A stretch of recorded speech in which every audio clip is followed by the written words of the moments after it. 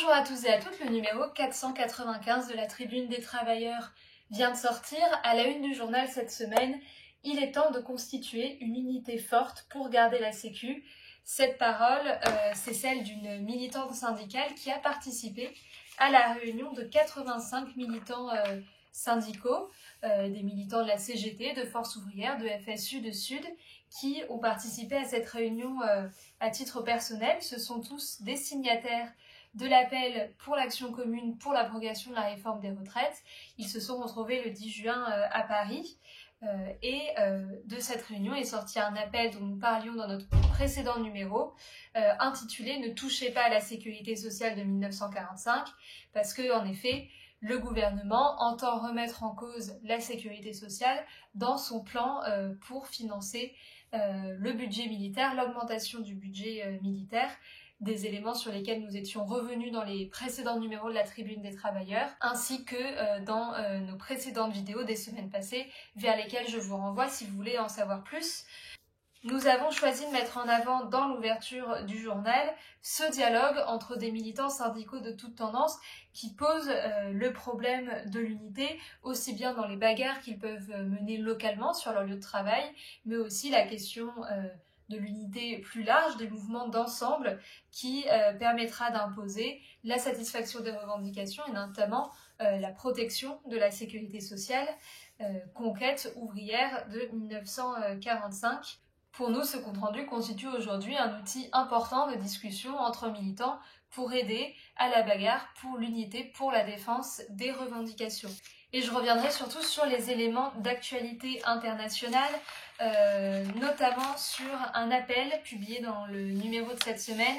Il faut isoler l'État génocidaire, un appel qui a été lancé par des militants et organisations ouvrières de 46 pays, dont un certain nombre qui avaient participé à la rencontre internationale contre la guerre impérialiste globale en mars à Paris. Un appel qui dit « Honte au gouvernement des grandes puissances capitalistes qui, après l'agression israélienne, osent appeler les deux parties à la retenue, comme s'il y avait un signe égal entre l'Iran agressé d'une part et Trump Netanyahou de l'autre, tous deux engagés à entraîner l'humanité dans un conflit général aux conséquences incalculables. Quant au prétexte invoqué sur la nature du régime iranien et sa volonté d'acquérir l'arme nucléaire, que vaut-il de la part du génocidaire Netanyahou? Que vaut-il de la part de Trump, héritier des assassins d'Hiroshima et de Nagasaki et parrain de dizaines de régimes dictatoriaux et sanguinaires dans le monde? À Gaza, l'armée israélienne massacre quotidiennement des centaines de Palestiniens, affamés aux abords des prétendus centres humanitaires. Elle les massacre avec des armes made in USA, made in France, made in Britain, made in Germany. Et l'appel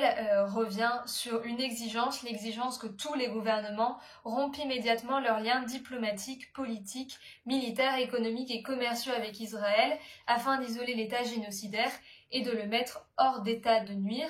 Vous pouvez retrouver cet appel publié en intégrale avec ses signatures sur le site de la Tribune des Travailleurs et dans les prochains numéros, nous mettrons en avant les éléments de la poursuite de cette campagne qui s'inscrit dans une campagne plus large à l'international contre la guerre impérialiste globale.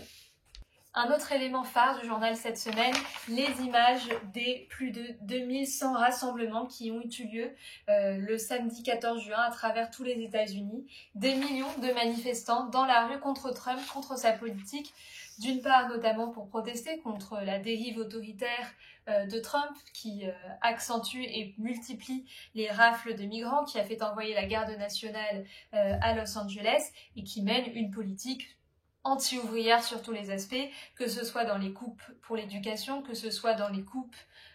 pour les services sociaux, les services de santé.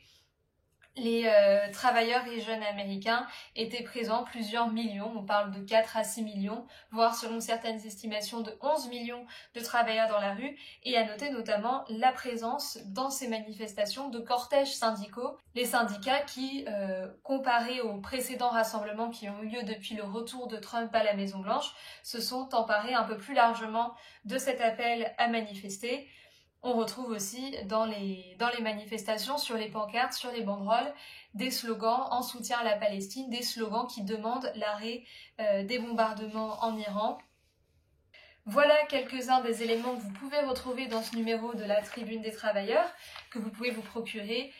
auprès des militants du Parti des Travailleurs si vous souhaitez découvrir plus largement le contenu de ce journal. Et puis, comme chaque semaine, nous vous invitons à vous abonner, prendre votre abonnement notamment pour l'été, pour continuer pendant l'été à recevoir ce journal. Dans les prochains numéros, nous continuerons notamment de publier les reportages envoyés par nos correspondantes depuis la marche sur Gaza. Un premier reportage a été déjà publié dans le numéro de cette semaine. C'est une des multiples raisons pour lesquelles nous vous invitons à vous abonner à ce journal. À la semaine prochaine.